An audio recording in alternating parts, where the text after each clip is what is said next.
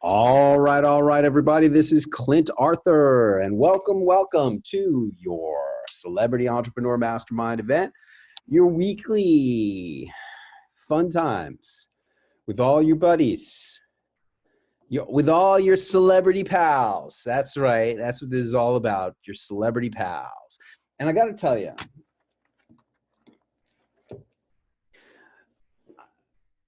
being a celebrity entrepreneur is not only about TV, although TV is a big part of it, right? TV is a big part of it.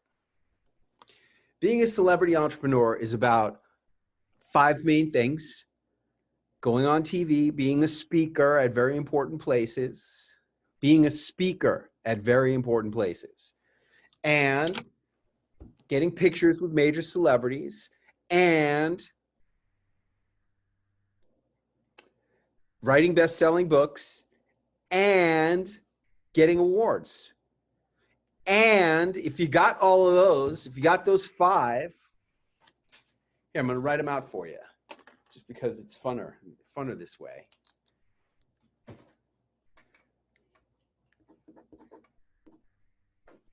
1 is TV.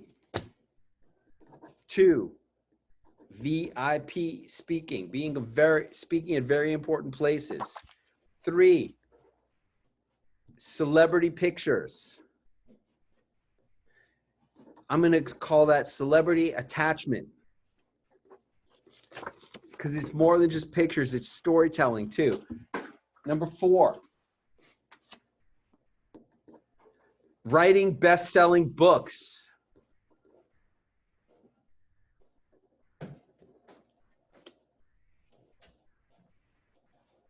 And I tell you, it's not just the fact that your book is a bestseller.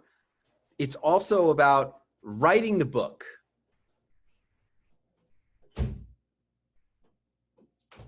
It's about writing the book. Wave to the camera, Allie. Hi, everybody. I understand.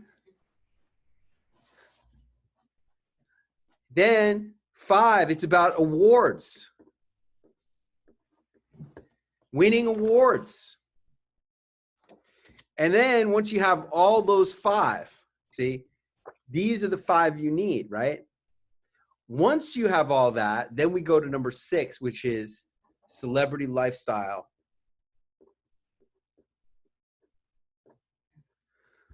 Marketing assets.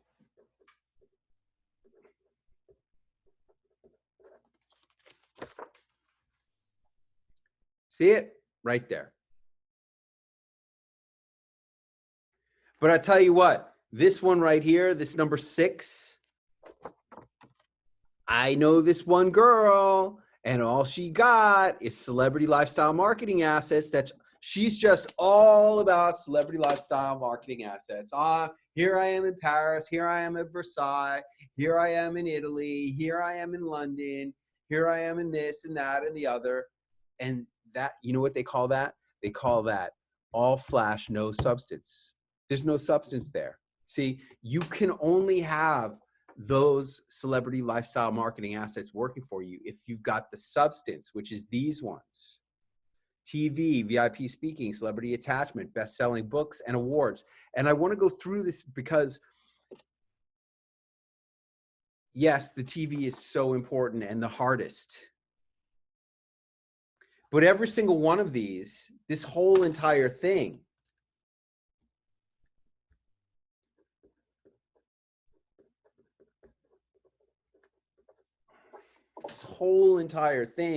is about one thing: confidence.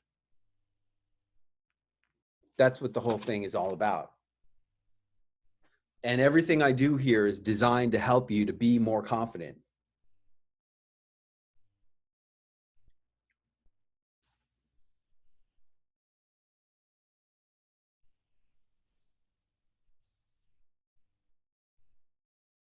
What happened to, hey, Allie, I want you to text Danny DeNovo and say, why aren't you on this call? Okay. I want to talk to Karen Malmeister. Karen. Yes, I am here. All right. Yes, you are. And how many cold call bookings do you have so far? I just got another one this afternoon. And that makes a total of how many, please? I have 3, and I'm waiting. The other one I should know tomorrow. So I will have 4. So I'm off to a good start, and I have several more calls that I'm going to be making. So I am good to go. And I'm glad you called because I want to say thank you to Leon and to Kim Glass. They're like my idols. Leon said last week, I listened to it, and then I listened to it again, and he talked about putting his videos on, making a video collage of everything he's done. Yep. I've decided to do that. I am doing videos every week. I've already set up, I have somebody, because I'm not great with the computer, somebody's going to be doing videos, and the practice that I'm working in, they're having all their staff be my models, and we're going to go through, and we're going to do Facebook post, and we're going to do YouTube post. So I'm very excited about that. And I have my first TV appearance on Monday. So I'm very excited. Good. And Good. I thought I'd be freaking out, but I'm not. I'm just real excited. But I have a question for you. Hold on a second. I love it. I love that you're doing great. And I love the new you. I want to ask you a question. Go ahead. 1 month ago, on a scale of 1 to 10, how much self-confidence did you have? Oh, I was probably down fairly low, and have been for the past, I was probably a 3 or a 4, but I am on a mission now. And it started after I spoke to Allie, and she just said a few things, and I'm like, whoa, Allie, that made all the difference. And then I read day 75.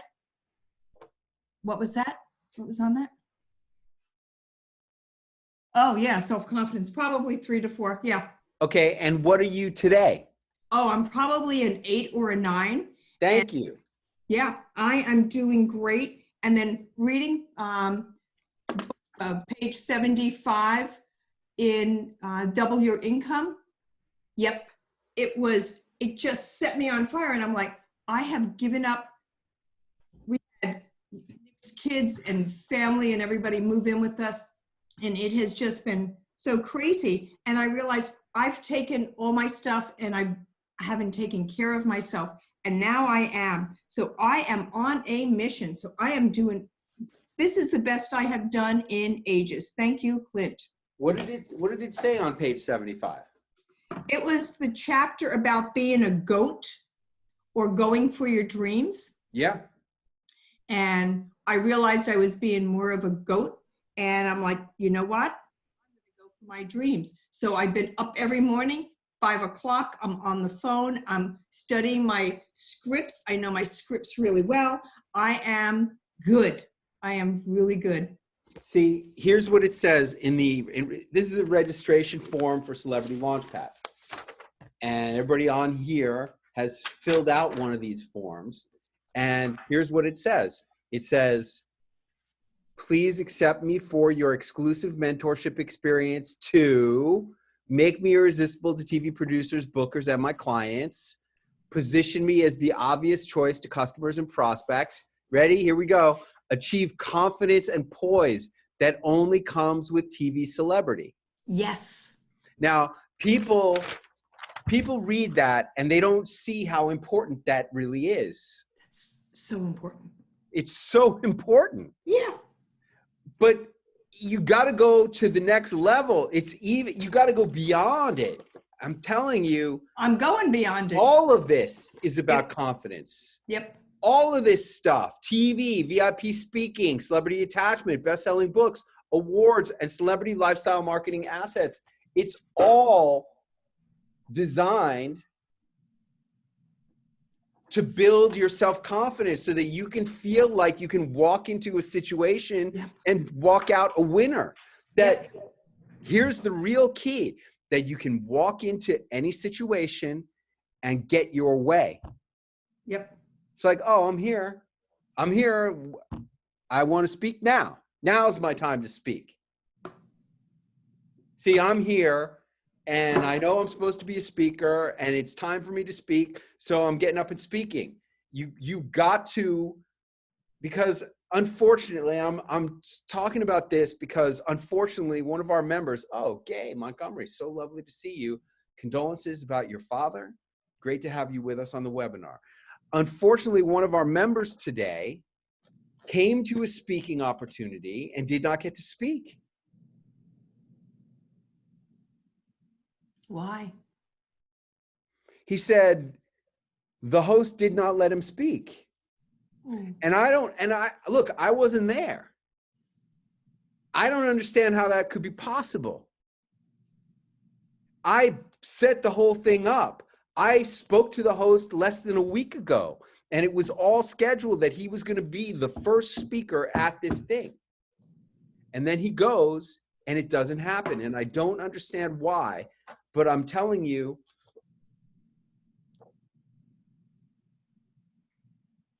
Yep. by doing all of these things, it builds your self-confidence. Yeah. Going on TV, obviously, getting the cold calls helps your self-confidence. Showing up and doing a great job helps your self-confidence. Seeing yourself in the videos helps your self-confidence. It all of it helps your self-confidence. Being a VIP speaker, having done many, many speaking events, knowing what it feels like, knowing how to behave when you show up, all of that builds your self-confidence. Number 3, celebrity attachment photos. Having the photos with all the people, knowing how to interact with the people. Here's a real good one.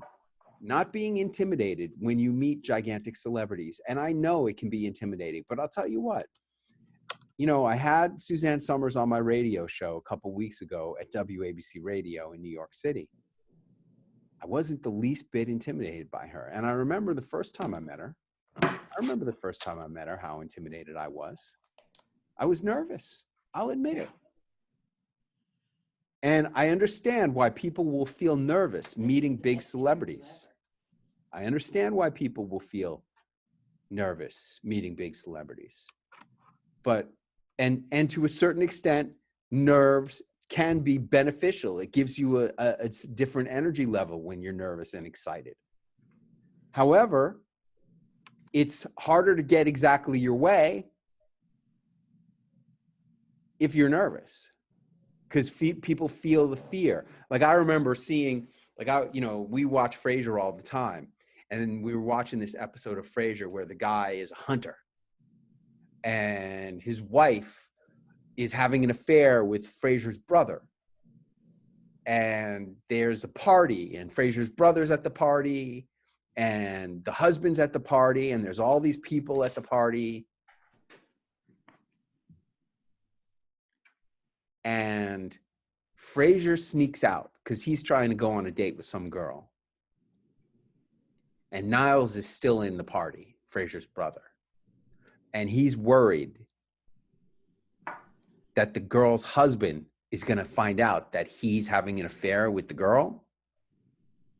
And he doesn't want to get beat up or killed by the husband because he's a real game hunter. His nickname is Rhino. He's as mean as a rhino. And when Frasier sneaks out, the door closes and Rhino gets up in front of the room and he goes, "Someone left, but I know that's not the person. I know that the man who's having an affair with my wife is still in this room. And you know how I know? Because I can smell it. I can smell the fear. Being a big game hunter in the jungle has taught me how to smell fear, and I smell it in this room. And now I challenge you, you bastard. Stand up and let me see you. Stand up to my face." And like 20 guys stand up.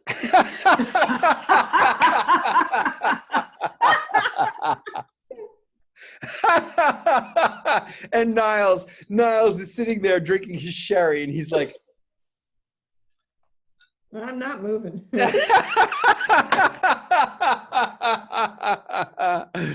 And that's why I'm saying they can smell the fear on you. Yep. And if they smell the fear, they're going to screw you. People Yep. will screw you all the time. Me and Allie don't screw people. Me and Allie, we give you what you pay for. And We're the more. only people. I was investigating Frank Kern's current offers. And Frank Kern doesn't promise you anything. Doesn't promise you a damn thing. He has goals. Oh, our goal is for you to increase your revenues 20% this year. But there's no promises of anything. We promise. And I'll tell you that one of the smart and best things that we do, one of the smartest and best things that we do is that when it comes to the end of a speaking event, like, for example, at the New York Academy of Medicine or at, our Dr. Oz event is going to be 2 venues. And by the way, for those of you who are registered for Dr. Oz, first of all, for those of you who are not, why aren't you? Second of all, for those of you who are, there's 2 venues, the New York Bar Association and the New York Academy of Medicine. And we have a hotel room block. And Allie's sending out emails with the hotel room block.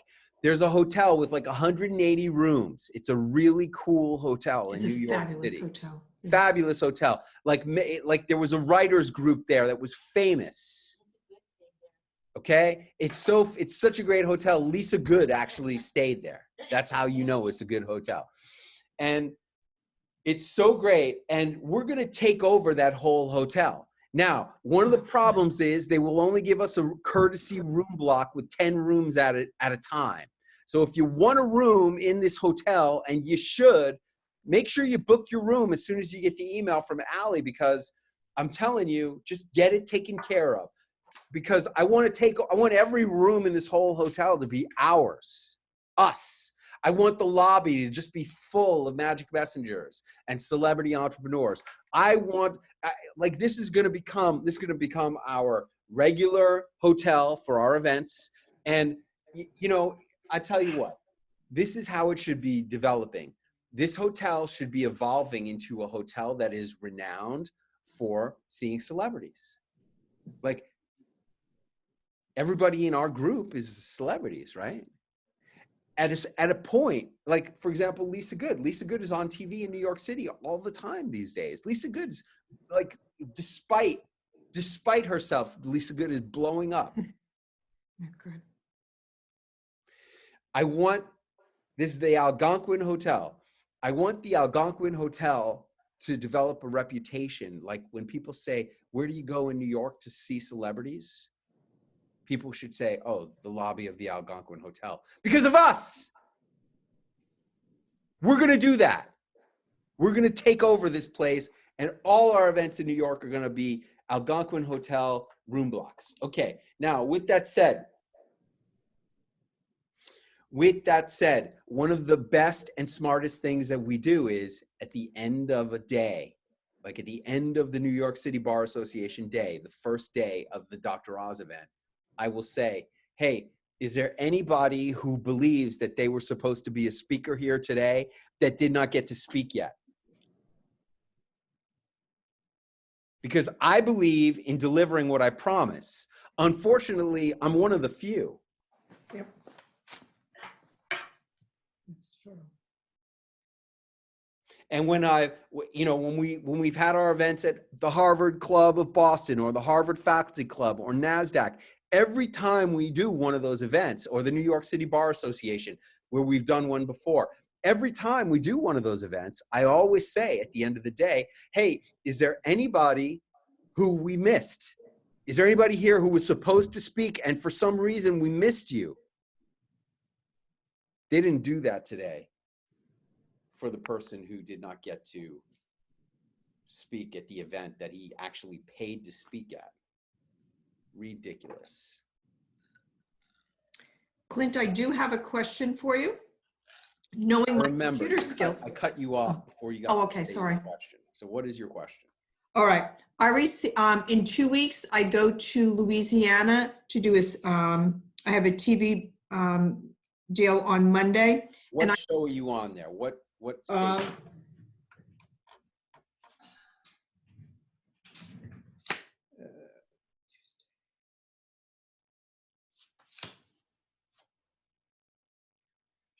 I am going to Baton Rouge, Louisiana, Mhm. going to ABC, WBRZ.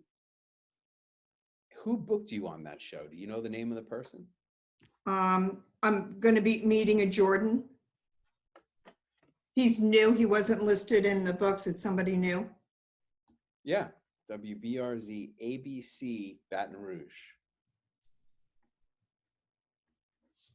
Fantastic. But I received an email saying if you have any videos or pictures that you would like to use in the interview, in the talk, please send them to her. But I sent her the email with all the attachments. So should I send that again? How do I handle that?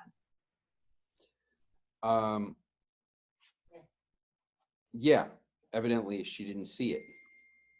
Okay. So I'll just resend it to her. Yeah. Okay. And you should refer to it as my B-roll video and imagery. B-roll, R-O-L-L. V dash B roll. as in boy. Okay. B as in boy. B as in boy. B dash roll, R-O-L-L.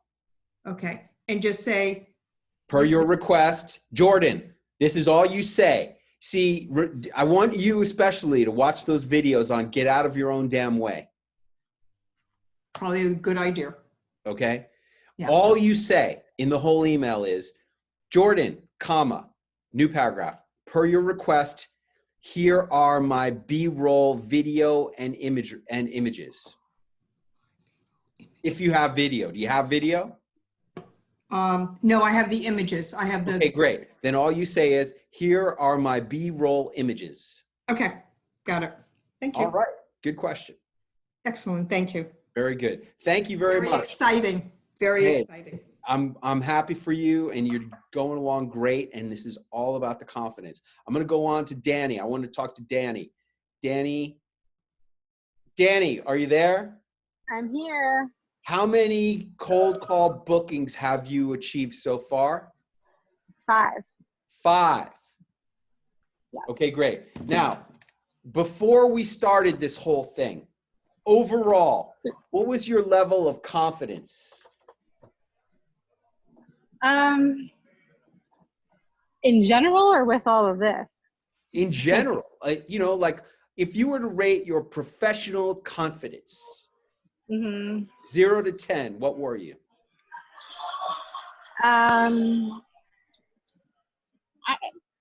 Maybe a 6. 6. And after 5 cold call bookings, what is your level of confidence today?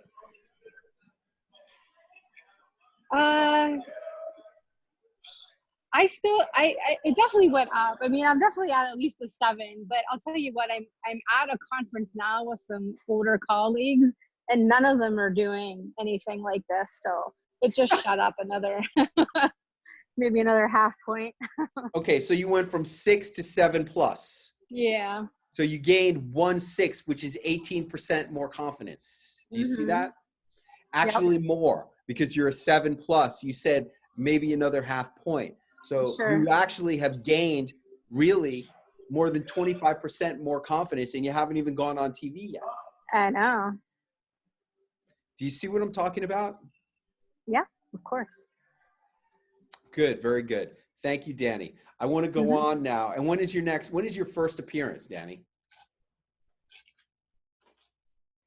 When is your first appearance, Danny? February 26th, next week. All right, good. What's your first show? It is WSAZ Studio 3 in Huntington, West Virginia. I knew you were gonna laugh.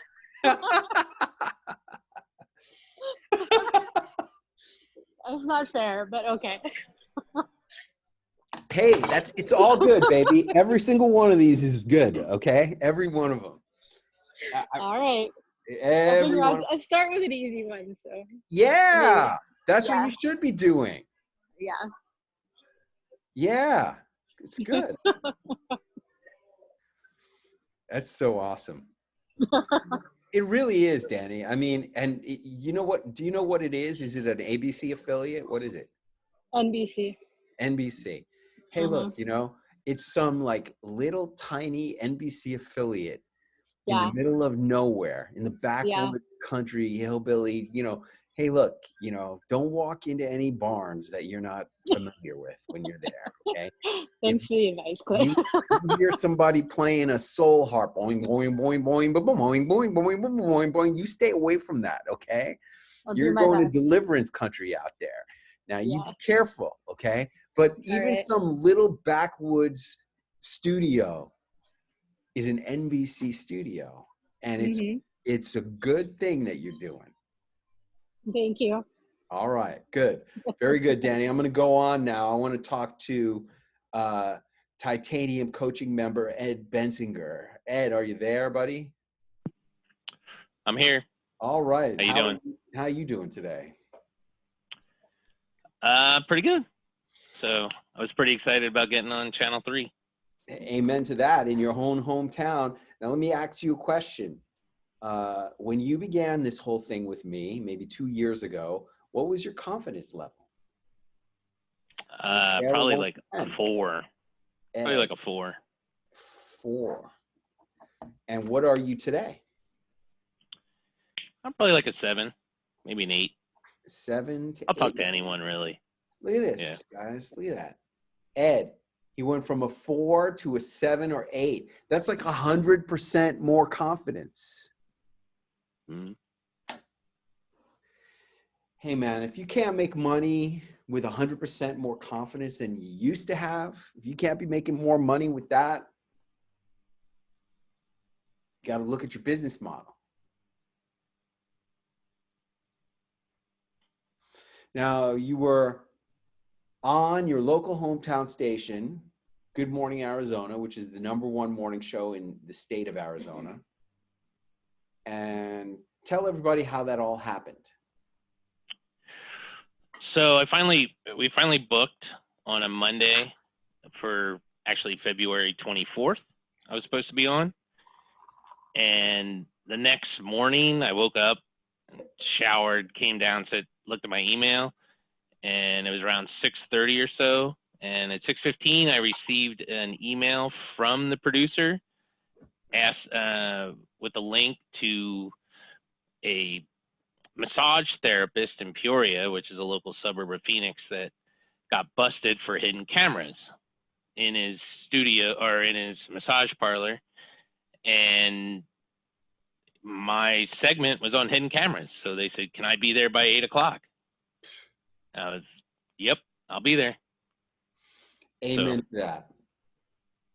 It was cool. Yeah. Now, how many appearances have you done so far?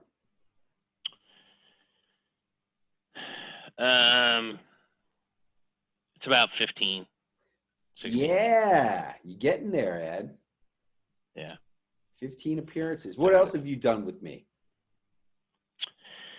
Harvard, West Point. Let's see. I think there was something else. Carnegie Hall. NASDAQ. Yeah, NASDAQ, Carnegie Hall. So. All building on itself. And Dr. Oz, of course, right? Coming up. Make sure you guys get your rooms at Dr. Oz. The hotel's going to sell out. And you're going to be sad. So I have to ask you about Channel 3 though, because I think I had like the celebrity experience. What do you mean? Right? So, well, I think because it was so rushed, like I walked in the door and I told them who I was, and they're like, oh, come on. And they rushed me into the green room and they took me into the studio, and I was the only one there. Like, they're like, okay, get set up. And, not Frederico, but anyways, the host is like, you're going to do the segment with the host. I was like, okay. And camera guy came over, mic'd me up, and I was just in the studio by myself. It was weird because they have multiple studios in Phoenix. And all of a sudden he came over, and I'm like, okay, normally I talk to the host or whatever. I'm like, how long till we go live? He's like, 20 seconds. I was like, all right. Just like bam, bam, bam. And next thing you know, after the second one was over, we talked a little bit, and he said he wanted to have me back, which was cool. And I was out. I was gone just that quick. And the camera guy's like, yeah, just leave the mic here, take your time, do what you want. And they just kind of left me alone. Like, it was almost like they expected me to know what I was doing because I was on their show or something. Is that common, or is it just because it was a rush job? Like at the bigger studios, they leave you alone a little more instead of holding your hand, like at the small ones?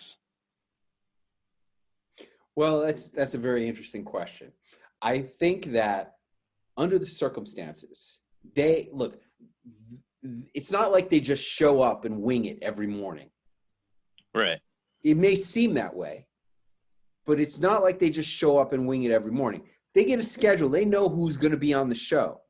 And for some reason, you weren't on that schedule when they showed up that morning because you hadn't been booked. That's now, true.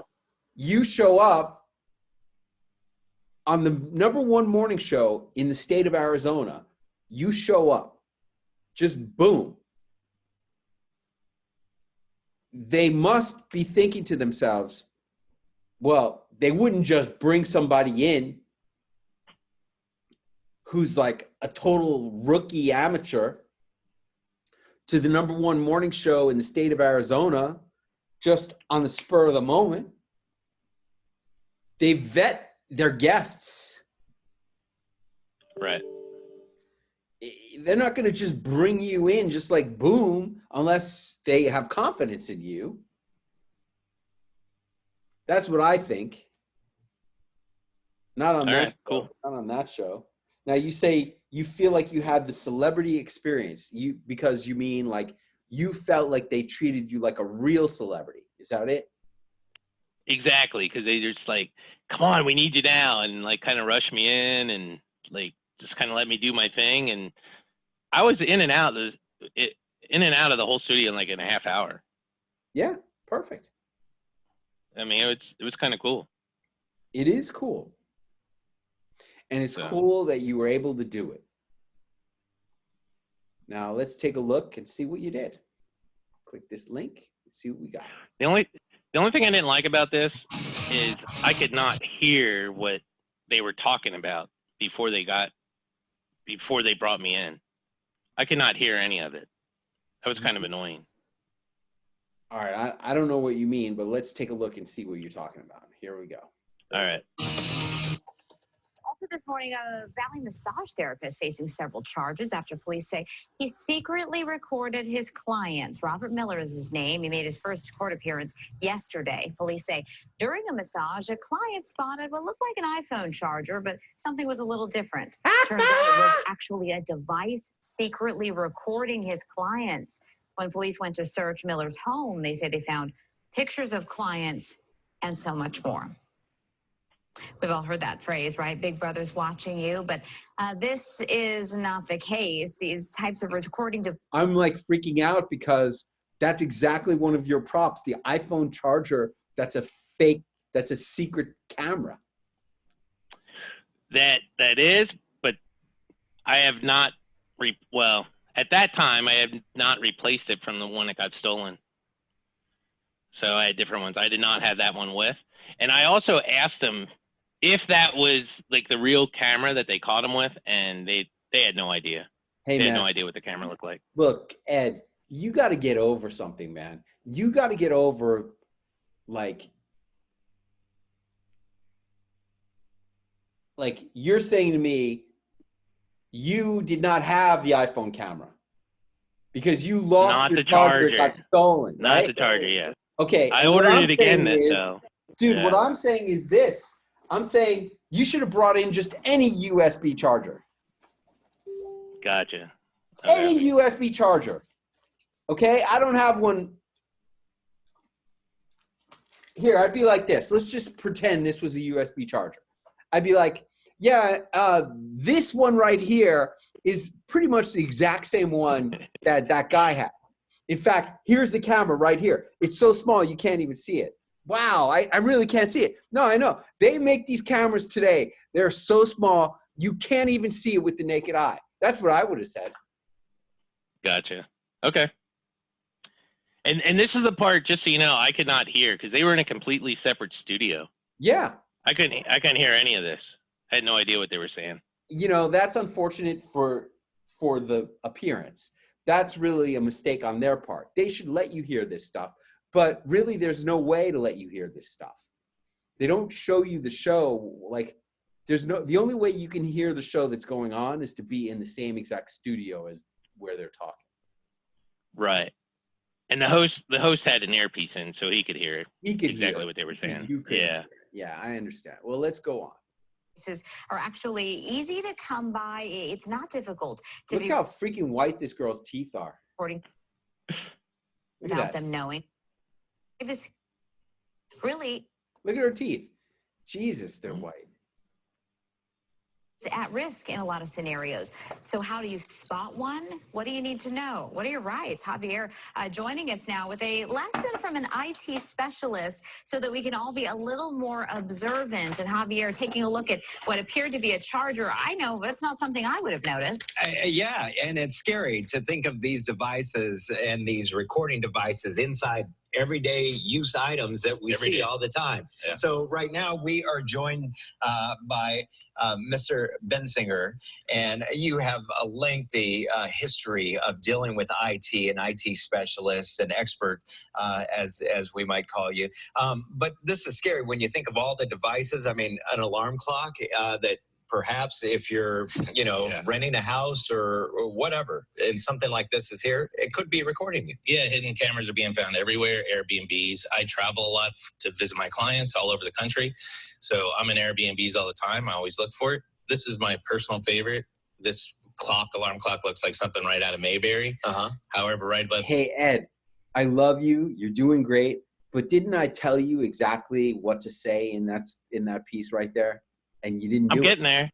I'm getting there. I know you do. I added more words, is what you're saying, right? Hey, no, you didn't put in the words I told you to say. I told you to say, hey, I'm an IT consultant with clients all over the country. Oh, okay. Right? I'm an IT consultant. I do cybersecurity and managed services for clients all over the country. And so I'm in Airbnbs all the time. Let's go back to what you did say. Okay. A history of dealing with IT and IT specialists and expert, as we might call you. But this is scary when you think of all the devices. I mean, an alarm clock that perhaps if you're, renting a house or whatever, and something like this is here, it could be recording you. Yeah, hidden cameras are being found everywhere, Airbnbs. I travel a lot to visit my clients all over the country. So I'm in Airbnbs. You left out the most important part, which is your commercial. Gotcha. What I did was I designed you a low-key commercial, a status positioning phrase for you to insert, and you didn't insert it. Okay? Right. I always look for it. This is my personal favorite. This alarm clock looks like something right out of Mayberry.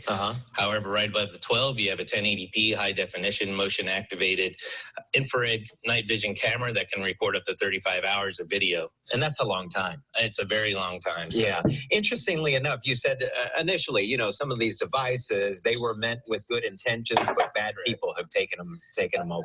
Unfortunately, yeah. So, I mean, they're putting them in devices and you connect them to the Wi-Fi.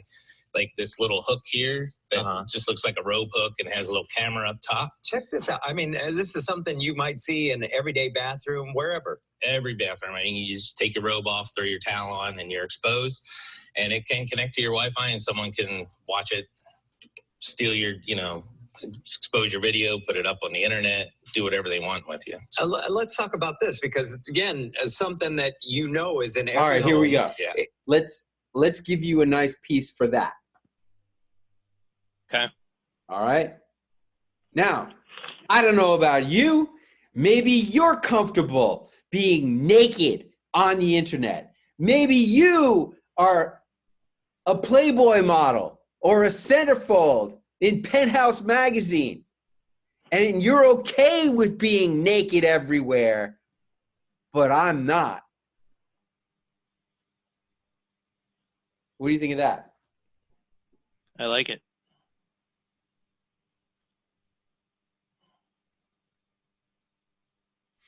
But I'm not. And unfortunately, with these kinds of clandestine devices out there, people need to be aware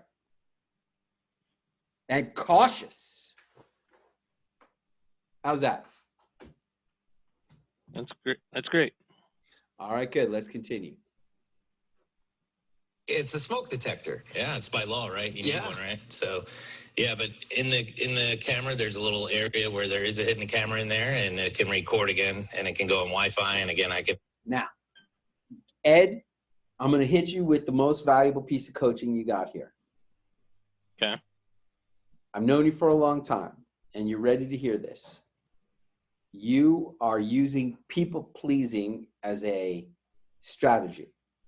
And I want to suggest to you that it is not a powerful strategy for someone in your status. How do I know that? Why do I say that? Because you are saying yeah and yes a lot. Okay. You are indicating agreement a lot. With the host. Yes. Okay. And if you're indicating agreement with him, see, this is the thing about TV that's so valuable that people don't get.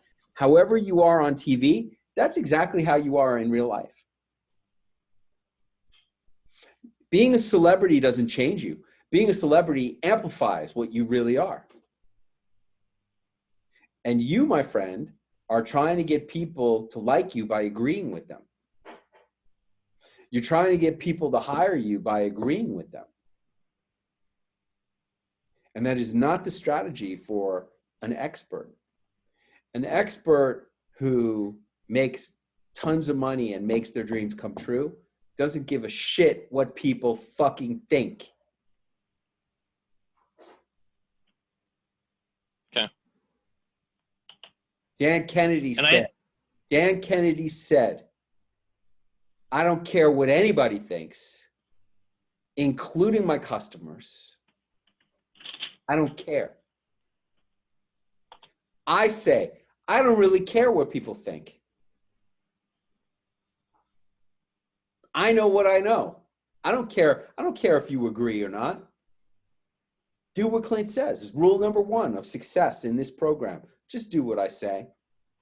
I'm not here to listen to your opinions. I'm not here to take in your input. I'm here to share with you what I know. And I don't really care what anybody else thinks, including all the producers. I don't care what anybody thinks. And neither should you, Ed, especially not about this crap. All right. But you're still new to the TV game. How many appearances you have? 16, you said? Yeah, somewhere around there.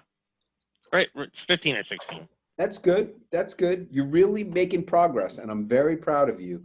But your next stage of breakthrough has to be coming from not caring what people think. Gotcha. All right. Now, what did you want to say? Okay. About what? I don't know. About this? I cut you off because I didn't care what you had to say, but now I'm ready to have you say. No, I think I was going more with the agreeing. Like, just, I don't want to be over forceful, but I want to be a little bit forceful, right? Is kind of what you're saying, if I understand correctly. What? Well, look, I have said express the camera's danger a little more, right? I have said many times, do not agree with the host. Yes, I know. Do not agree with the host. Okay. Let's go back and see you agree. Listen. I've done it a lot. All the time. Yeah. So right now, recording devices inside be a charger. I know that's not something I would have noticed. Yeah, and it's scary to think of these devices and these recording devices inside everyday use items that we see all the time. Yeah. So right now we are joined by Mr. Bensinger, and you have a lengthy history. Did you tell him your name and how to pronounce your name? I did in that 20 seconds we had.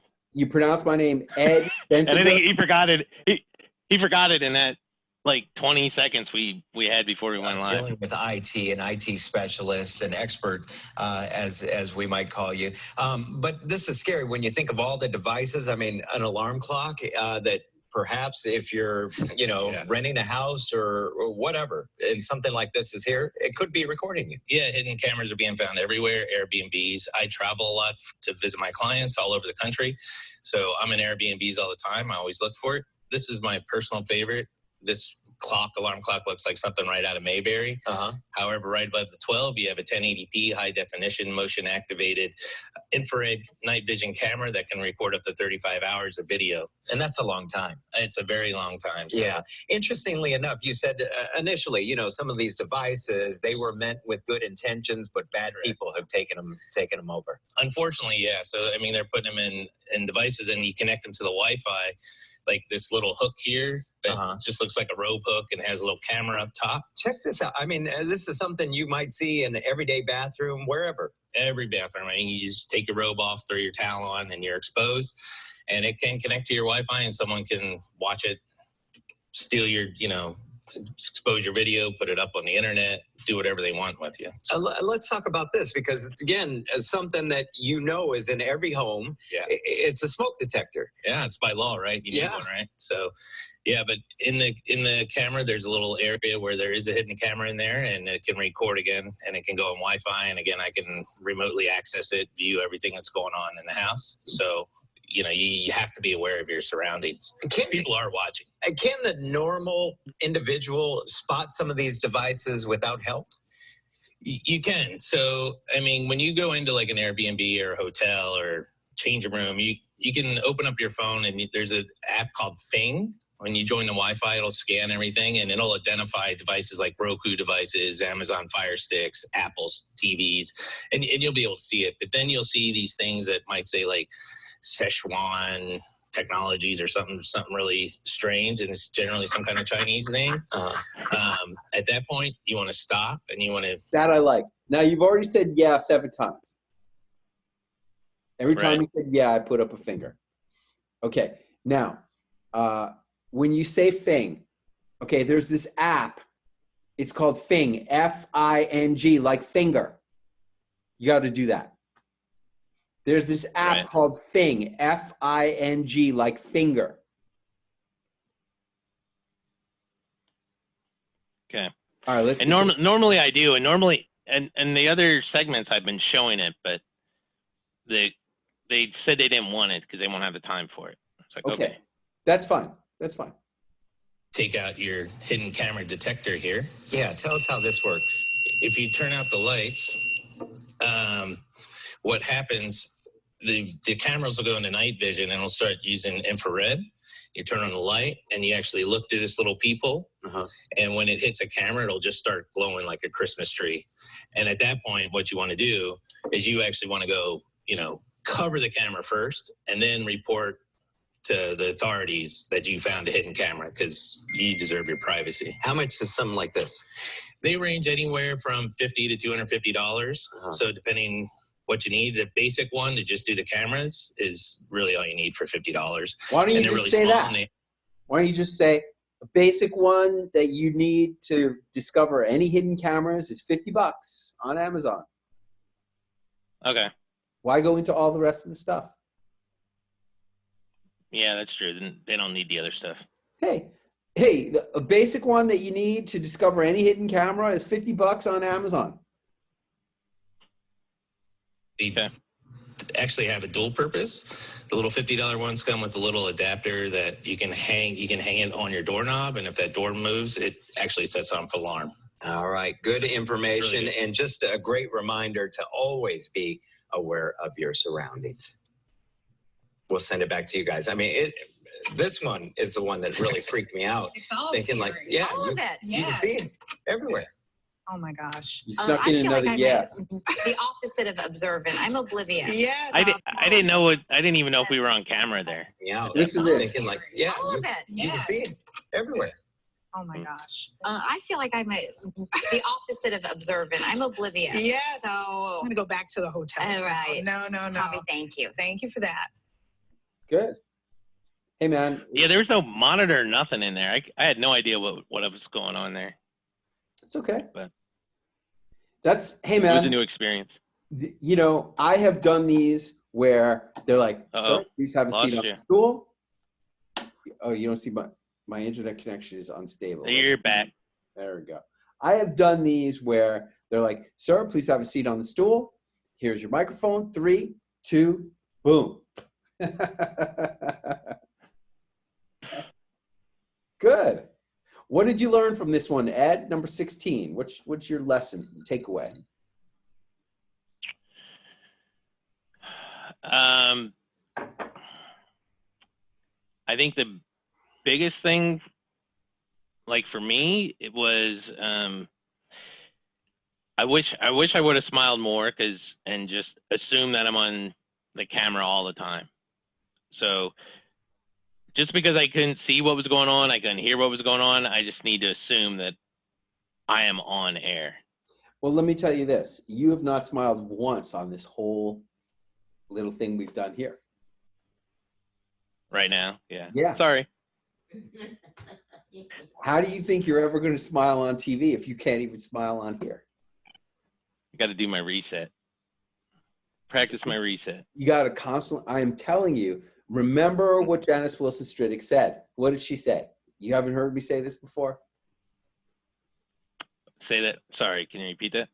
Janice Wilson-Striddick. She was a titanium coaching client maybe three years ago.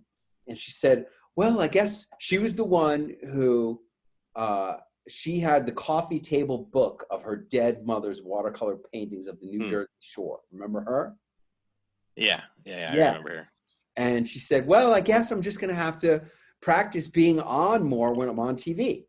And I said, no, Janice Wilson-Striddick, if you're ever going to be on TV, you have to practice being on all the time. Because however you are in real life is exactly how you're going to show up on TV. And that's why doing these weekly webinars every freaking week has been one of the best performance enhancing programs, trainings that I've ever done, because I'm always on camera for an hour and a half, every one of these webinars. And you know, they usually go longer. And when I'm on camera all this time, I have to practice smiling all the time. Okay. Point taken. There you go. Yeah, your teeth are looking good, actually. You've been whitening them? Yeah, I do it on occasion. Not as much as I should be, but I do it. I'll tell you what, do it more. Whiten your teeth more, pay more attention to your teeth, and you'll smile more. I think I do smile more since my teeth are a little whiter now. Yeah. I noticed that myself. Yeah. Whiten them more, smile more, and let's get you smiling on TV. Great job, Ed. I'm really proud of you. Thanks. You do it fantastic. All right, I want to go on now to, I think we got Leon. We know this guy named Leon. Where is Leon?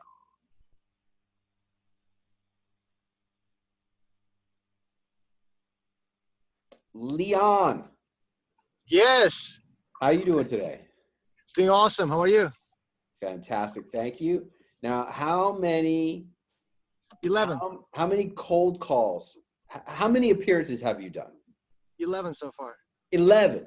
Okay. Now, when you started this whole program, on a scale of 1 to 10, what was your confidence?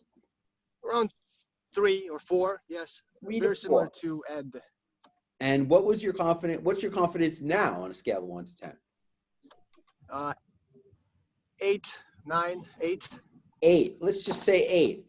Leon has gone from, there we go. Leon, he went from 3 to 4 to 8. So he's got 100% more confidence.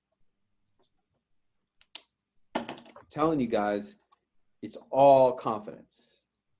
How do I know that? I'm 100% confident that it's all about confidence.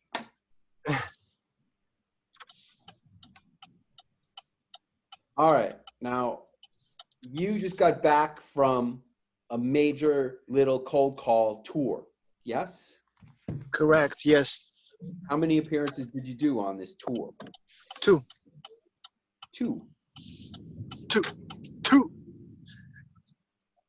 Johnson City and Toledo, Ohio. Monday, Tuesday. City and Toledo, Ohio. Yes. Good. So far, I've done nine TV appearances off of cold calls, 2 from the producers that I met at Celebrity Launchpad. Hey man, you gotta get more of everything, because you just gotta keep going. Just gotta keep going. And let's take a look at one of these. Let's take a look at something here. What do we got? Which one do you want me to look at? You want me to look at this one, or this one? I like the first. There are 2. I like the first one. All right, let's take a look at that. You know, a lot of folks, they feel like they're stuck in the same. Oh, I love this. Now, this is Tri-Cities. What is this? Like Johnson City, Tennessee? Yeah, Johnson City, Bristol, and Kingsport. I love it. Daytime Tri-Cities. I love it. Here we go. Routine, day in, day out, kind of like Bill Murray in the movie Groundhog Day. Well, author Leon Bree has written a book entitled How to Get Unstuck. And this morning we want to welcome Leon Bree to Daytime Tri-Cities. Thank you for being here. Appreciate it. Here. Let's talk about your book. Tell us about it. I mean, that's just a simple definition of what your book's about, but tell us more about it. Well, I wrote it so that not only my clients who I work on a daily basis get to enjoy the tools that I help them to get unstuck, go to the next level in their business, in their relationship, in their career, so that everyone can enjoy those tools and use it in their life. Okay, I want to stop here because I remember watching you on another show recently, and somebody asked you, why'd you write the book? And you were stumped for like, I don't know, 3-4 seconds while you figured out what to say. Am I right? Yeah, that was probably Tulsa. Yeah, exactly. Now, here's the thing. When they ask you about the book, why'd you write the book? Here's what I think you should be saying. Okay. You should be telling a little story about your life.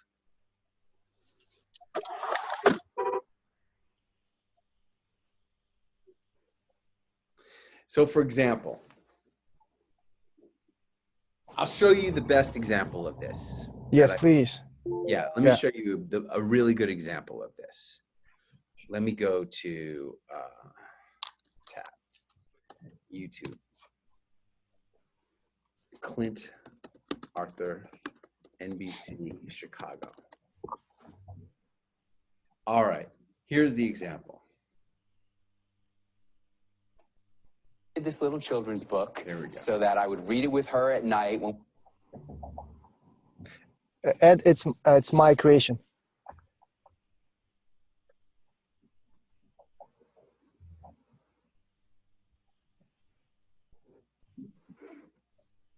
Been preparing for this high-stakes night. What the hell is this? This little children's book so that I would read it with her at night. It's here in America. All right, here we go. This is a good example. Separated by divorce, military service, or travel. Whatever the reason dads can't be physically present with their kids, there are ways to stay connected. In fact, this is a shocking statistic. 1 in 4 kids don't live with both parents here in America. So just before Father's Day, we have brought in Clint Arthur. He is the author of Daddy Loves You to help dads stay bonded with their kids. Clint, good morning to you. Happy almost Father's Day. Yes, we're a week away here. Happy almost Father's Day to you as well. Before we get into some of the strategies for fathers to stay connected with their children, what inspired you to bring this message public? Okay, great. Now, basically, he's saying, why did you write the book? Do you see that? Leon?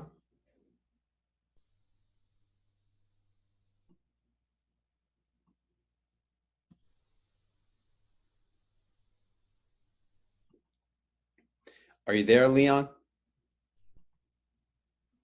Can you hear me? Now I can hear you. Yeah, I wasn't able to unmute myself. Yeah, basically he's saying, why did you write the book, right? Exactly. Okay. You guys, you got to understand, and, you know, Karen, Danny, you got to be prepared, because one of the most common questions they're going to ask you on any TV show is, why did you write this? Here you go. Let me say it correctly. So tell us, why did you write this book? So tell me, what inspired you to write this book? That's like, you got to know the answer to that question. Mm-hmm. What is the correct answer to that question? The correct answer to that question is a story about why you wrote the book. Here's them asking the question again, and here I'm going to let it go right into the story. Father's Day to you as well. Before we get into some of the strategies for fathers to stay connected with their children, what inspired you to bring this message public? My daughter became part of that statistic 18 years ago when her mom and I split up. So I created this little children's book so that I would read it with her at night when we do bedtime stories. And I hope that someone would be kind enough to read it to her on the nights when I was not the custodial parent. Nice. Okay. So is this See the story? 15 seconds. Quick little story. Why did you write the book? And it's a personal story. I revealed to you guys, my daughter's mother and I split up. And hoping to stay close to my daughter, I wrote this book.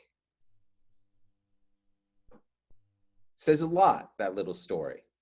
Now, your story, we've talked about this once before, at least once before. I said to you, Leon, have you been stuck in your life? Yeah, everyone has. Yes, of course. All right. I've been just like Bill Murray in Groundhog Day, waking up and it seems like it's the same day, the same stuff, just different day. That's the classic definition of being stuck. And I wrote this book because I was able to get myself unstuck. And this is what I do with my clients that I work with to help people to get unstuck. And I realize I can't work with everybody. I can't be everywhere. I'm in a lot of demand. So I wrote this book to help people who aren't able to work with me personally. How's that? Very good. There you go. All right, let's go back to Leon Bree with this guy. Can you now look? I love the people who tell me this is the best thing of all time. I love the people who tell me, Clint, I can't go to Celebrity Launchpad yet. I'm not ready to go on TV yet. I gotta lose weight before I go on TV. Look at this guy. This guy has his own show. Yeah. I'm not judging him, but he's not the thinnest person I've ever seen. He could stand to lose a few pounds. Is he the one who booked you on this show? No, the producer booked me. This guy's just a professional host. Correct. This guy. Look, I'm not judging him in any way. This guy is morbidly obese. I believe he would fit the definition of morbid obesity. I'm not judging in any way. I want to see morbid obesity. Let's see what the definition is. 100 pounds over, an individual is morbidly obese if they're 100 pounds over their ideal body weight, has a BMI of 40 or more, or 35 or more, and experiencing obesity-related health conditions. This guy's got to have a BMI above 40. There's no possible way he has a BMI below 40. Not possible.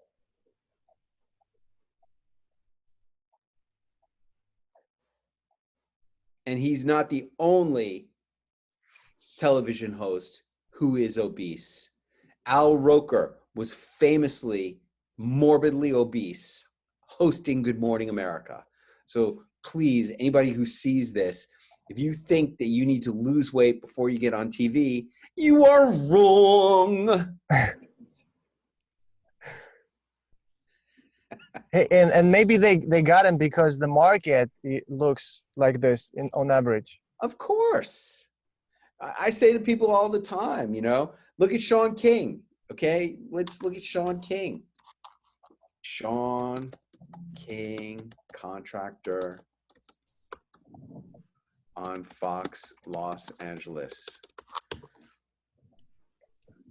There he is. Look at Sean King. See if he shows up in the images. There he is. I mean, he's, you know, he looks like a real person. This is what real people look like.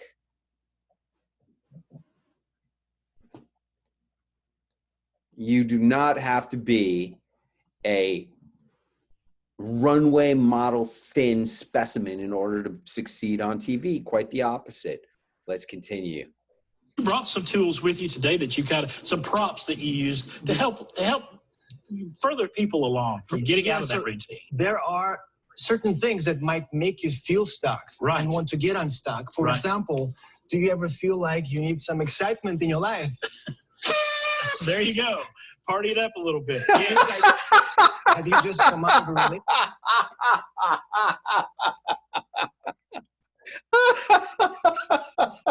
I love this guy.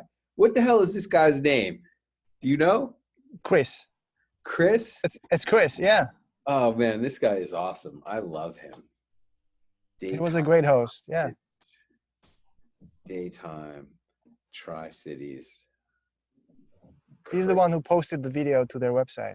Oh, you could get his full name there. He is so funny. Yeah, partied up a little. Let's go back and watch that again. That is so funny. Example, do you ever feel like you need some excitement in your life? There you go. Party it up a little bit. Have you just come out of a relationship? You got a broken heart. Yes. Are you jealous of your friends' experiences? You see them on social media, on Instagram, Facebook, and you grumble to yourself because they're having fun. All right, look. I want to perfect the pronunciation of that word grumble. I know it's not a word that you actually use in your own regular conversation. I know you're just trying to mimic what I said, and that's cool, and I respect that. But by the way, look at this freeze frame. This is just a random freeze frame, Ed Bensinger. Look at the guy. He's in the middle of talking, and I freeze it, and there he is smiling. Leon, you're doing so great. I swear to God, my brother, you just keep going. There is no way. Don't say that. No. I want you to be critical. I am being critical. I am being critical. Hey, look, I'm at the point where I'm criticizing the way you're saying one word, grumble. Say it again. Grumble, like tumble. Grumble. Say the word tumble. Yes, grumble. Tumble. Tumble. See, not grumble.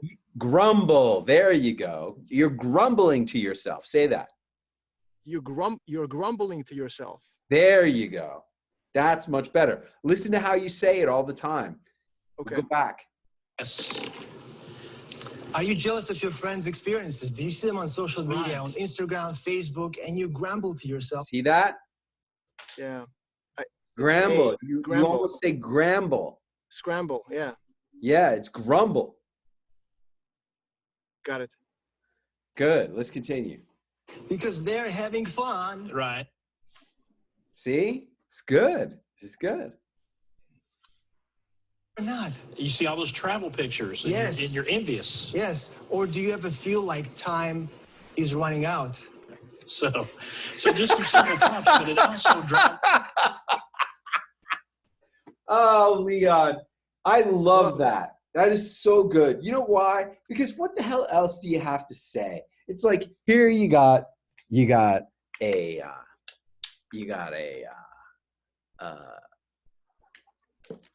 timer, sand timer, whatever you call that. Hourglass, yeah. Hourglass. And like, or do you ever feel like time is running out? It's like, dude, that is so freaking good. See, that's what props are supposed to do. Just say a lot more. They just say a lot more then you have to say. You don't have to say anything when you have a problem like that. Or do you ever feel that time is running out? It's so good. I want to watch it again. Let's go back here. Right. And you're not. You see all those travel pictures and, Yes. you're envious. Yes. Or do you ever feel like time? Don't agree with the host. Right. Cut out those yeses. So what would you say? Just stay silent? Yeah. Okay. Is running out. So just some simple prompts, but it also drives some important Or lessons. let's go back here. What would I And say? you grumble to yourself because they're having fun. Right. And you're not. You see all those travel pictures. and Yeah. Okay. He goes, you see all those travel pictures? And you say yes. Instead of saying yes, I suggest you say, he goes, you see all those travel pictures?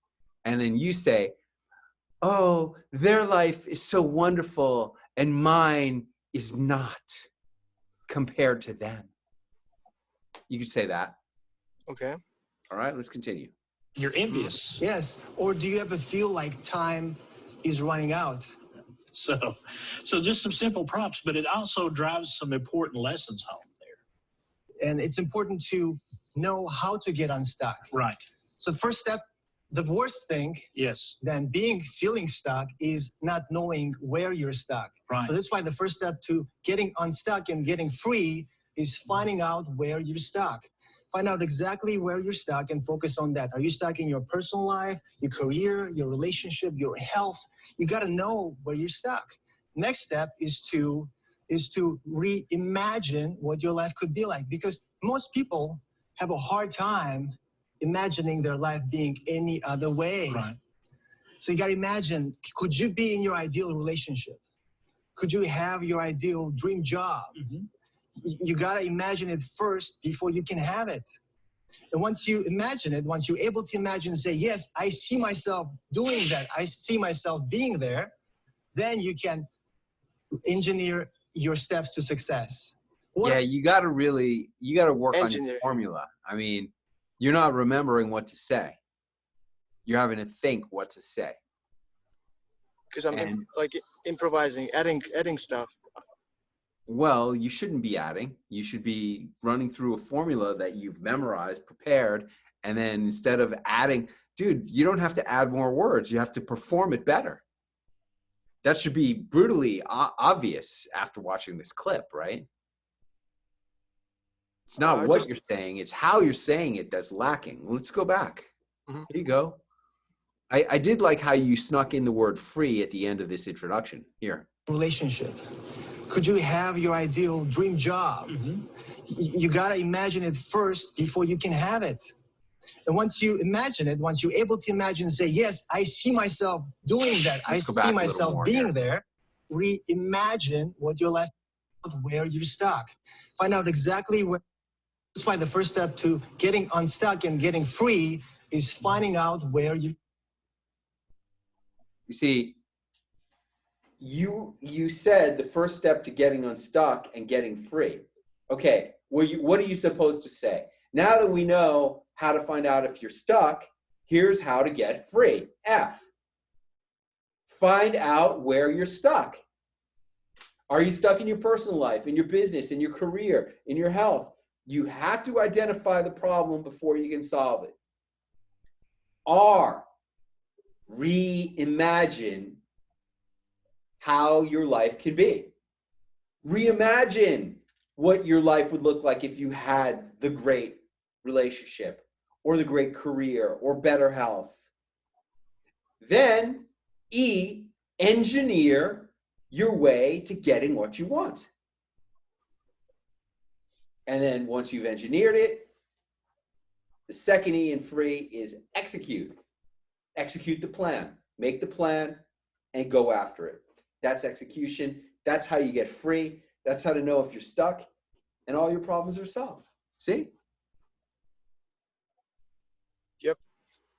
Yeah, it is. You know, look, you said a very important thing there, Leon. I'm very proud of you for saying it.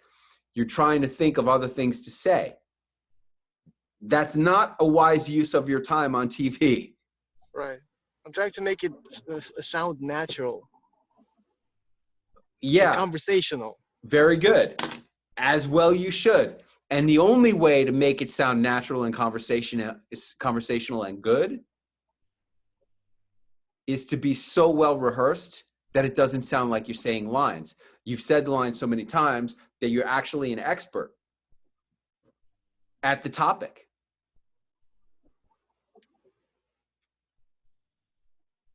So you basically want every single episode segment to have identical words, like the same thing, same text?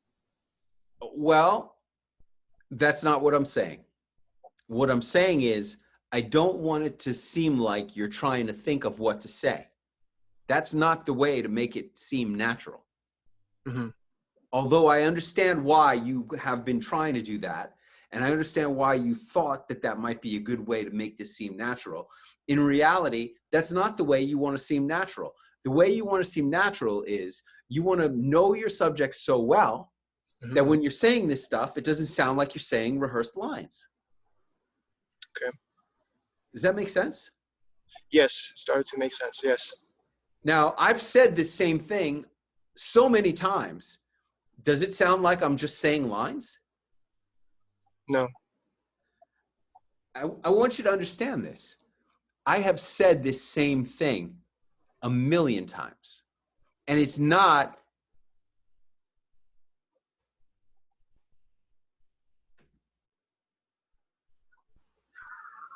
because I'm trying to make it sound like I'm trying to think of what to say that it sounds natural. It sounds natural because I know what to say. Now, look, I gave you these 5 things, right? I said, in order for you to be a celebrity entrepreneur, you got to go on TV. You got to do VIP speaking. You got to have celebrity attachment. You got to write the best-selling books and win the awards.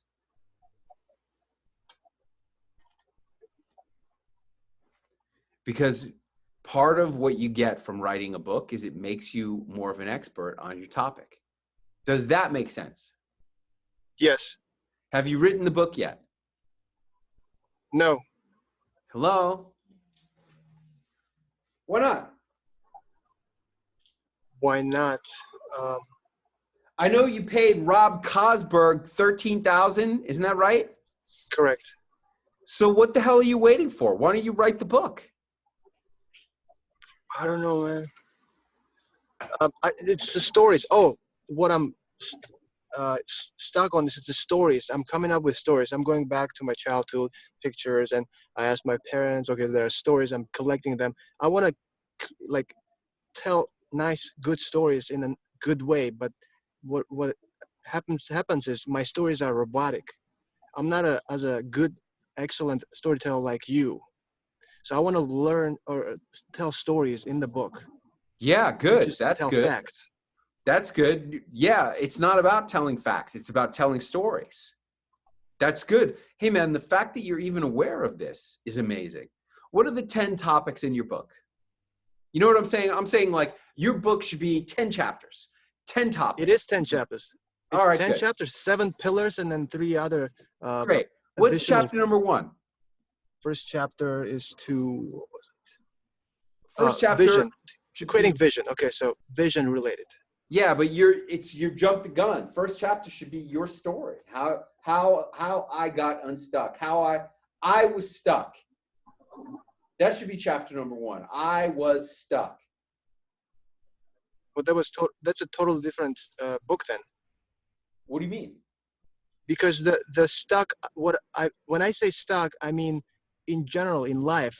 I'm talking about going to the next level. I'm not talking about just in the moment stuck or the feeling of being stuck. That's easy to get over. But it's how do you go from being a business owner to an investor, from an investor to the next level. So transformation is what I'm talking about. Do you know what I mean? I get it. And my point to you is, have you been stuck in your life? Yes. Okay. That has to be chapter number 1 in a book called How to Get Unstuck. I can tell my story in the beginning of the first chapter. You must. Okay. You must tell a personal story about how you were stuck and how you were able to get unstuck. What it was costing you. How much did it cost you to be stuck? Answer the question. Time, lost time. It's like not How going much anywhere. time? How much time? Oh, for me it was it was three years. But for 3 me it years. was a long time. 3 years of your life. And what happened to you in those 3 years? I was just doing the same thing, making the same income. Couldn't get a promotion or get out of that income bracket. Okay. And And what going else? through the same things. How else did your life suck? It was just stagnant. Wasn't going anywhere. Okay. Well, did you have a relationship? Yes. So I talk about that. About three things. I was drowning in debt, credit card debt, like 60,000, 65,000 in credit card debt. I broke up, so I was heartbroken after a breakup, and I was hitting the ceiling of as far as my income. So that's what I talk when they asked me, why did you write the book? And I woke up one day and I realized I wasn't living my life. I was putting off my life, and that's the day that everything, my life got into gear. That's when I got into gear. That's good. You know, I mean, look, Brendan Burchard has a line that he used all the time. I mean, Brendan Burchard, it amazes me that his flimsy story has taken him so far. It really does. It is amazing at how flimsy his story is. The car crash? Yeah. No, not the car crash. What happened before the car crash? I went to college. Is that breakup? I went to college with my high school sweetheart. And a few months in, he discovered the two B's, beer and boys. And everybody laughs. Right. Right? I mean, come on. And after that breakup, I was so heartbroken that I had to run off to a third world country. Like everything is motivated by him. Like his girlfriend broke up with him. Aww. Like that's such a huge motivator. It's not. It's so not, right? No. I don't want to focus on that. That's not the best, you know. That shows that he's a beta. And yet that story has made him millions of dollars because it's how you tell the story. He tells the story like it was a big deal. Yeah, I went to college with my high school sweetheart, and within a few months she discovered the two B's, beer and boys, and everybody laughs. And then I was so upset and devastated by that breakup that I went off to I saw the answer. It said, come to this third world country and be a volunteer. And I went to and I volunteered, right? Like, you know, everybody feels like the world had to have blown up on you. You know, my story is not significant enough. Hey man, if this guy could go as far as he's gone with that little flimsy story as a motivator, see what I'm talking about? Yeah, I think I know what you're talking about. Yeah.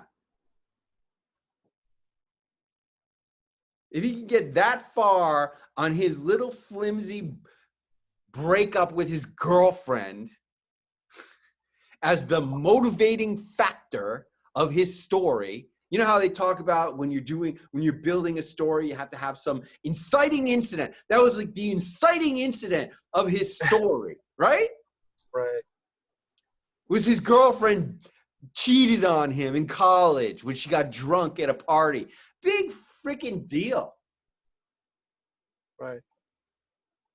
And yet the guy's made millions and millions, tens of millions of dollars. Tens of millions of dollars.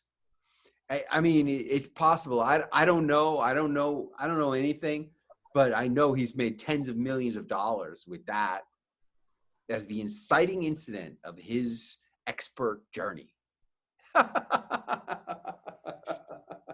What a joke.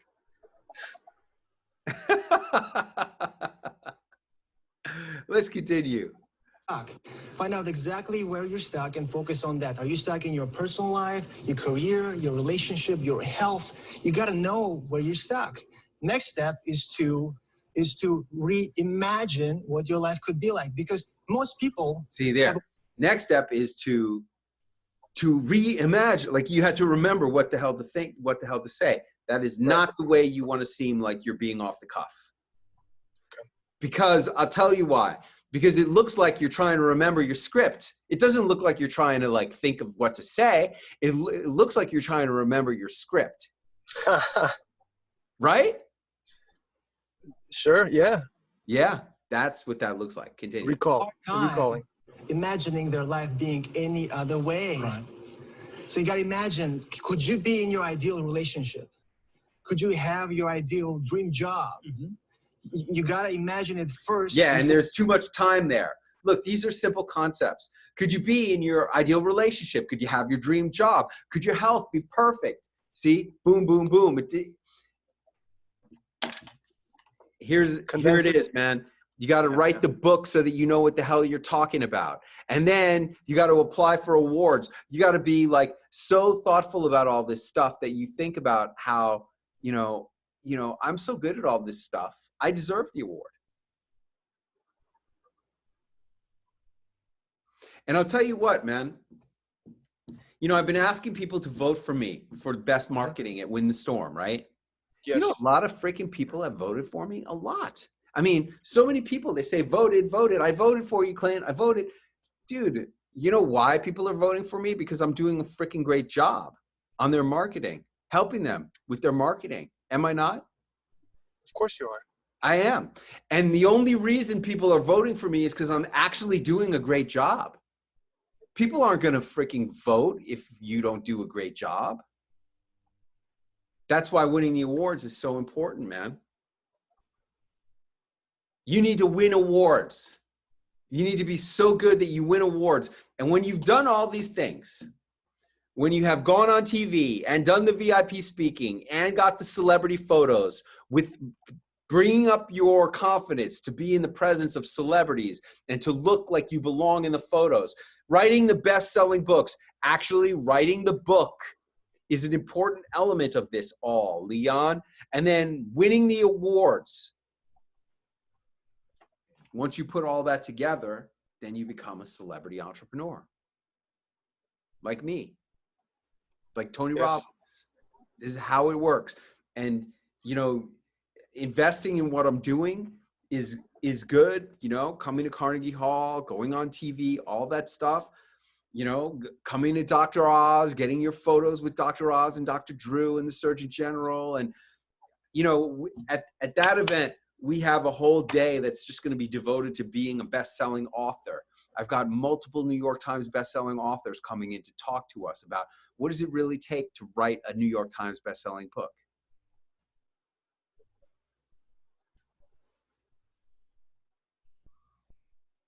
Being an author who is a bestseller, I'm not saying you need to be a best-selling author. I'm not saying you need to be a New York Times best-selling author. I'm just saying that writing the book and making it a bestseller are key elements of being a celebrity entrepreneur. Let's continue. You can have it. And once you imagine it, once you're able to imagine and say, yes, I see myself doing that, I see myself being there, then you can engineer your steps to success. What are the steps that are going to bridge the gap between where you are today and where you want to be? So you got an acronym, or you break it down into FREE. FREE. So I just... F-R-E-E. Tell us what those stands for. I just told you the three... Okay. It wasn't clear enough. Right. Here you are going through the whole thing, and he didn't even realize you were going through the whole thing because you didn't hit it hard enough. Yeah. Okay? Yes. Let's continue. Steps. Yeah. And and I'm telling you, the reason you didn't hit it hard enough because you don't know it good enough. Because if you knew it good enough, you could focus on hitting it hard the way you need to. Yes? Yes, of course. The last one, very important, because once you engineer the steps to your success, you figure out this. Yes, once you figure out the steps, you have a plan in place, right? On a piece of paper, it's the best plan in the world, but it's not going to happen.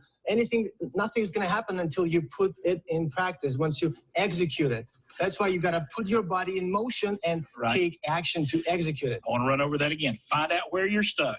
Reimagine what your life could be like. Engineer your steps to success and execute that plan. That's the most important part.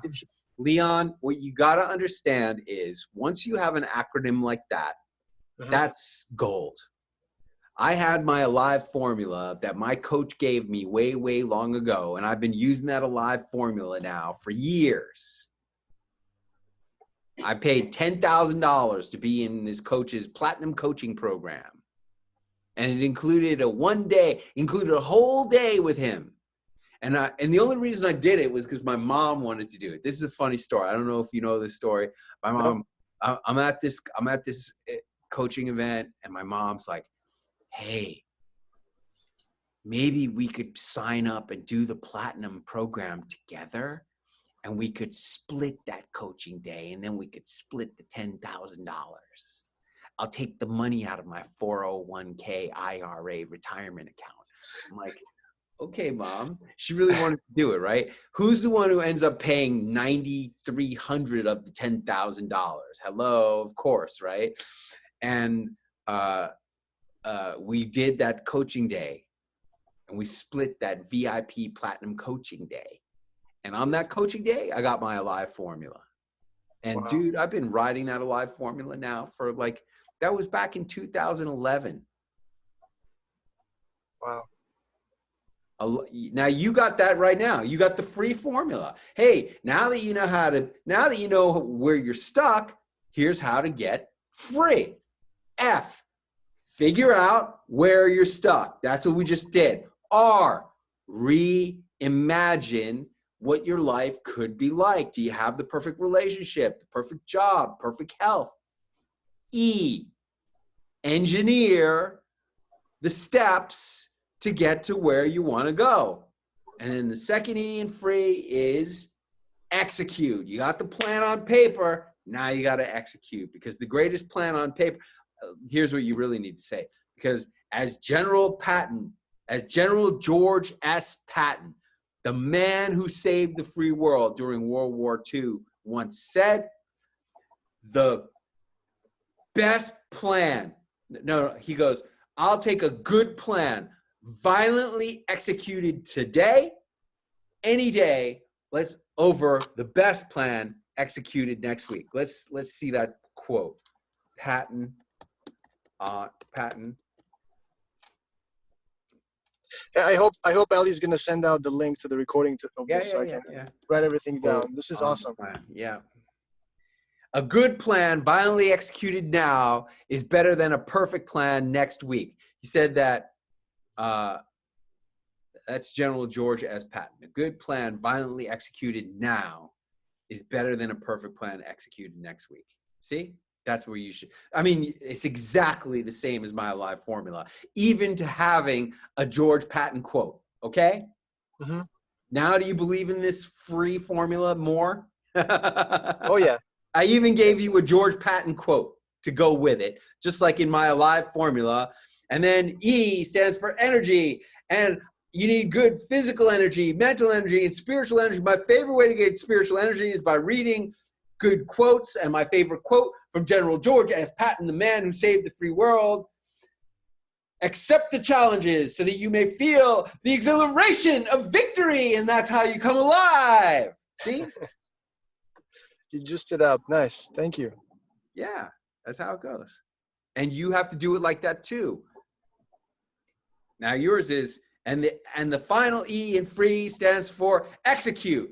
As my favorite general, George S. Patton, the man who saved the free world, once said, a good plan violently executed now is better than a perfect plan executed next week. See? That's what you do. Let's finish it up. Don't execute it. Nothing is going to happen. So you get free and you get unstuck. That's how you get free. Yeah! Amazon.com. Mm-hmm. Just go to Amazon.com. Oh, yeah. Leon Bree, thank you so much for stopping So by great today. to be here. Some great information. How to Get Unstuck by Leon Bree, available on Amazon today. Hey, man, I love that singing at the end. Great job on that. What's your big takeaway from this appearance on Daytime Tri-Cities with Chris? Thank you. Biggest takeaway. Again, practice more. From now that you emphasized again that I should be saying the same thing over and over again and performing it. I thought it would be boring for them, or like I wanted to vary the different segments so I can use them in what is it, sizzle reel, and do you know what I mean? You probably had this. Hey, man, I'm moments. telling you, the way to vary the performances is to vary the performances, not the words. Okay, makes sense. Yeah, that's gonna make it easy, because before the night before, I'm like, what am I gonna be talking about? Like, I brainstorm like some examples, or instead of practicing the same words. Practice the same words every time, because what you need to be is more of an expert on your subject matter, not trying to figure out new things to say. Okay. You know, like, I'm trying to find an example here. Here, instead of having all these things, look how unmanageable it is to have all these things. It's impossible. Right. What you really want to do is you just want this. Just want this. See this? This is number 7. Now, number 7 has silver foil on the label. See that? Okay. And it's hemp oil. Hemp oil, number 7, full spectrum hemp oil. See? And when you hit with light just right, it shines and glares. And it's got this squeeze top right here where you can really, I want you to become a master on just the freaking bottle, man. Not 10 different bottles. I don't want you to have to be clever about inventing all new stuff. You just become the expert on this one segment, how to get unstuck. I don't want you inventing new stuff to say. I just want you to really go deep on knowing and understanding what you're talking about on this segment right here. When people say to you, execute, what do you mean by execute? I want you to know, like, I want you to have talked about execution in so many times that no matter what they ask you about execution, you just know exactly what to say. What do you mean, reimagine? What do you mean by that? How do you spell reimagine? Is there a dash? Hey, man, the dash is very important in the word reimagine. You have to not just imagine it, you have to reimagine it. That's why we put the dash in there, because I want to emphasize the fact that it's reimagining it. Not just imagining, but reimagining. See, I want you to really become a true master of just what we're doing. Because, you know, there is so much in there, Leon, for you to know and get and master. There's already so much to learn just within this little free formula. I don't want you having to be discovering stuff on the air. No, you can't be discovering stuff on the air. You can only just be saying the words that you already know how to say over and over and over, and say them correctly, grumbling to yourself. I want you to really become amazing at just saying what we've already invented for you. And I promise, in the process of performing over and over and over the exact same stuff that we have created for you, the discoveries will come in a way that you cannot imagine. It will come from mastery. The discoveries that you get once you are a master of the free formula and how to become unstuck exactly the way we've written it. Once you have mastered that, you ever do martial arts? Yeah, I've done boxing, kung fu. Yeah. Okay. How many times have you hit the punching bag? How many times? Thousands. Like that, right? Now let me ask you this. Do you try to figure out new ways to hit that punching bag? Not while I'm punching it, no. I mean, when you're there going like this, are you looking for new ways to punch that bag? No. This is a really good point. Here you go. You know, right? And it's bouncing back and forth. That's not about inventing new ways. What's that about? It's about doing the same thing over and over again, mastering it. Are you just giving me lip service, or is that really what it's about? Well, that's what I think Bruce Lee said. I'm afraid of the master person who practiced one punch thousands of times rather than the person who practiced 1,000 punches once.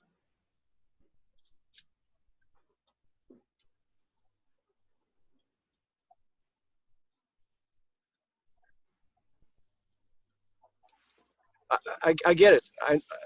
I know exactly what you mean, and Everybody, this is good. I don't think. Let's see. We'll just do one thing right here. We have the George Patton quote. Bruce Lee quote. Not sure if Bruce Lee. It's the Eastern quote. Punching one punch 1,000 times.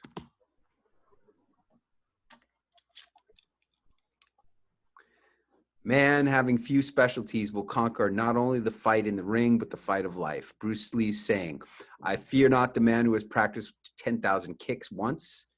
I fear the man who has practiced one kick 10,000 times.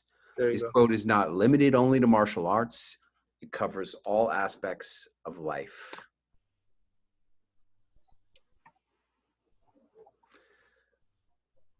Remember, I'm looking forward to seeing you on television. Good night, everybody. Perfect.